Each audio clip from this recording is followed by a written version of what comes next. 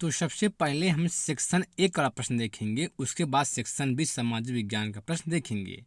तो सबसे पहले हम देखते हैं, खून पानी होना मुहावरे का अर्थ है। तो खून पानी होना, इसका जो सही अर्थ होगा क्या होगा? कोई असर ना होना, कोई असर ना होना, इसका यही सही आंसर होगा। अगला प्रश्न देखिए, अनुचर का विलोम शब्द क्या होगा? अनुचर, अनुचर का विलोम शब्द क्या होगा? तो अनुचर का विलोम शब्द क्या होगा? इसका जो सही आंसर होगा स्वामी होगा। अगला प्रश्न देखिए, चरण कमल में कौन सा समास है? चरण कमल में कौन सा समास है? तो इसका जो सही आंसर है कर्मधारय समास है। और देखिए, जो अगला प्रश्न है संधि से है, नाविक का सही संधि विच्छेद कीजिए। नाविक, नाविक का सही संधि विच्छेद क्या होगा? तो क्या होगा? नवधन इग होगा, अयादि संधि होगा। और देखिए, जो इंग्लिश से प्रश्न पूछे गए हैं, choose the correct antonym for the given words, आपको एटानिम बताना है। तो देखो, अराइवल, अराइवल का एंटानिम क्या होगा? अराइवल का जो एंटानिम होगा क्या होगा? डिपार्चर होगा। अराइवल। अगला प्रश्न, choose the correct antonym for the given word. यहाँ देखिए अराइवल दिया है, अराइवल का एंटोनिम बताना है आपको, क्या होगा? डिपार्चर होगा।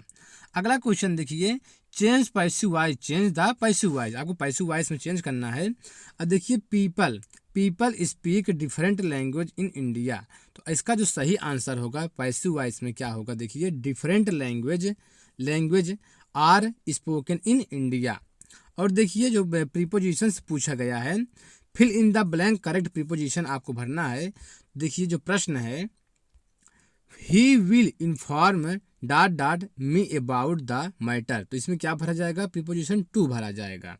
और देखिए, जो अगला प्रश्न पूछा गया पेडागोजी से, आपकी कक्षा का एक छात्र कक्षा में रोज अनुशासनहीनता करता है, आप इस समस्या के समाधान हेतु क्या उपाय करेंगे? तो आपको क्या करना चाहिए? उसके वंशानुक्रम तथा वातावरण का पता लगाकर उसका सही दिशा में मार्गदर्शन करेंगे, इसका यही सही आंसर होगा। और देखिए, जीन पियाजे से एक प्रश्न पूछा गया है, जीन पियाजे के किस अवस्था में वस्तु अस्थायित्व का गुण पाया जाता है? तो किस अवस्था में पाया जाता है? संवेदी गामक अवस्था में पाया जाता है। और देखिए, जो अगला प्रश्न पूछा गया है, एक बच्ची कहती है धूप में कपड़े जल्दी सूख जाते हैं, वह किसकी समझ को दर्शाती है? तो वह किसकी समझ को दर्शाती है? कार्य कारण जो है समझ को दर्शाती है। और देखिए, बाल केंद्रित शिक्षा से प्रश्न आया है, बाल केंद्रित शिक्षा के जनक कौन है? तो बाल केंद्रित शिक्षा के जनक कौन है? रूसो हैं। अगला क्वेश्चन देखिए, अगला जो बुद्ध से देखिए, बुद्ध से हर सीट में एक या दो क्वेश्चन पूछा जा रहा है। प्रत्येक बुद्धि एक दूसरे से भिन्न होती है, यह कथन किसका है? तो यह कथन किसका है? हार्वर्ड गार्डनर का है। अब देखिए, जो हम सामाजिक विज्ञान का आपको बताएंगे, सामाजिक विज्ञान के जो प्रश्न पूछे गए हैं, सेवा क्षेत्र का दूसरा नाम क्या है? तो सेवा क्षेत्र का जो दूसरा नाम क्या है? तृतीय क्षेत्र, तृतीय क्षेत्र है। देखिए, तृतीय क्षेत्र में कौन कौन से लोग आते हैं? डॉक्टर, डॉक्टर जो तृतीय क्षेत्र में आते हैं, वकील, शिक्षक, ये सब जो है तृतीय क्षेत्र में आते हैं। और देखिए, जो अगला प्रश्न है, धर्मनिरपेक्ष से अभिप्राय है। तो धर्मनिरपेक्ष से क्या अभिप्राय है? तो क्या है? सभी धर्मों का आदर करना, इसका यही सही आंसर है। और देखिए, जो अगला प्रश्न है, केटू गार्डविन ऑस्टिन किस पर्वत श्रृंखला की चोटी है? तो केटू जो गार्डविन ऑस्टिन है, किस पर्वत श्रृंखला की चोटी है? तो किसकी है? काराकोरम की है। देखिए, जो केटू गार्डविन ऑस्टिन भारत की सबसे ऊंची चोटी, भारत की सबसे ऊंची चोटी है केटू गार्डविन ऑस्टिन है, पाक अधिकृत कश्मीर में है। लेकिन अगर पूछता है कि हिमालय में, भारत में हिमालय की सबसे ऊंची चोटी कौन सी है? कंचनजंगा है, सिक्किम में है। और विश्व की सबसे जो ऊंची चोटी है कौन सी है? माउंट एवरेस्ट है, नेपाल में है, जिसे लोग नेपाल में सागर माथा के नाम से जानते हैं। अगला प्रश्न देखिए, 2011 के जनगणना के अनुसार भारत के किस राज्य का लिंगानुपात सबसे कम है? तो किस राज्य का लिंगानुपात सबसे कम है? देखिए, यहाँ पे हरियाणा का है। हरियाणा का जो लिंगानुपात सबसे कम है, कितना है? 879 है, 879 है। देखिए, जो लिंगानुपात है, भारत के किस राज्य का लिंगानुपात सबसे अधिक है? केरल का है, केरल राज्य का लिंगानुपात क्या है? सबसे अधिक है। अगला प्रश्न देखिए, अगला प्रश्न जो आया है, भीमबेटका को यूनेस्को की विश्व धरोहर सूची में कब शामिल किया गया था? तो कब किया गया था? 2003 में शामिल किया गया था। और भीमबेटका है कहाँ? ये भोपाल में स्थित है। और देखिए, सांची के स्तूप है, सांची के स्तूप को यूनेस्को की विश्व धरोहर सूची में कब शामिल किया गया था? तो 1989 ईस्वी में शामिल किया गया था। और देखिए जो अगला प्रश्न है, वन संरक्षण अधिनियम कब बना? वन संरक्षण अधिनियम कब बना? तो कब बना? 1980 में बना था। और राष्ट्रीय वन नीति कब बना? तो राष्ट्रीय वन नीति जो है 1988 में बना।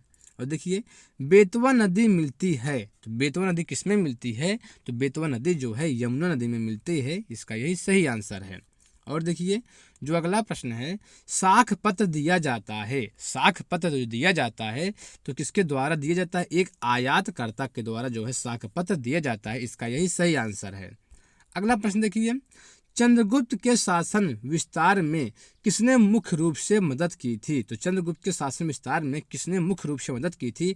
इसका जो सही आंसर है कौन सा है? चाणक्य ने मदद की थी। और देखिए 2011 के जनगणना के अनुसार भारत के किस राज्य की जन्म दर सबसे अधिक है? तो किस राज्य की? बिहार राज्य की जो है जन्म दर सबसे अधिक है।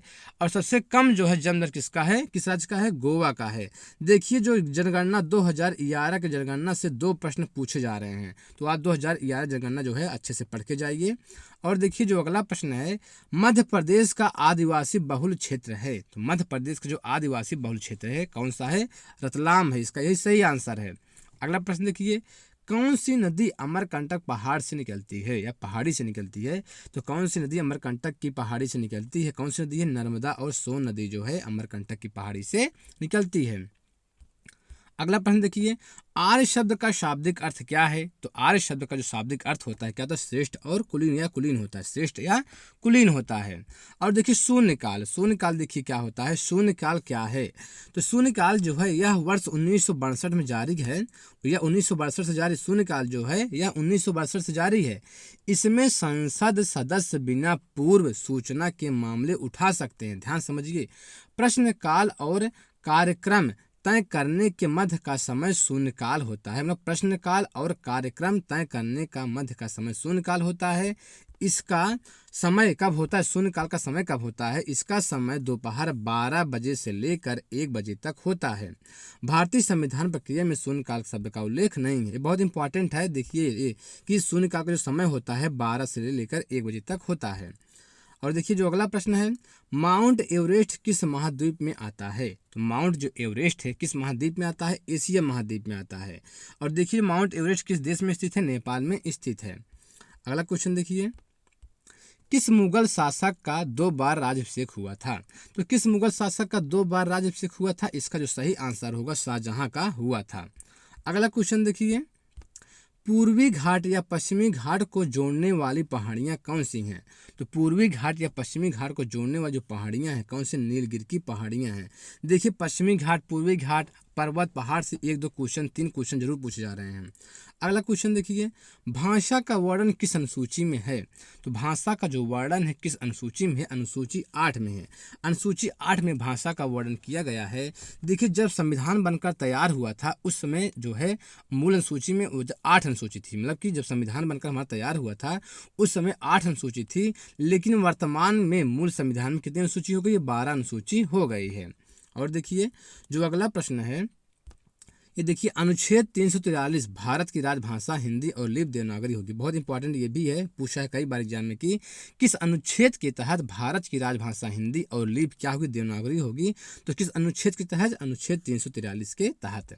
और देखिए जो अगला प्रश्न है, सांची का स्तूप किसने बनवाया? तो सांची का स्तूप किसने बनवाया था? सम्राट अशोक ने बनवाया था। और देखिए अगला जो प्रश्न है, दीन ए इलाही नामक नया धर्म किसके द्वारा शुरू किया गया था? तो दीन ए इलाही नामक जो नया धर्म है किसके द्वारा शुरू किया गया था? इसका जो सही आंसर होगा किसके द्वारा? अकबर के द्वारा शुरू किया गया था। और देखिए राष्ट्रपति और उपराष्ट्रपति से एक क्वेश्चन तो जरूर पूछा जा रहा है, तो तीनों सेनाओं का प्रमुख कौन होता है? तो तीनों सेनाओं का जो प्रमुख होता है कौन होता है? राष्ट्रपति होता है।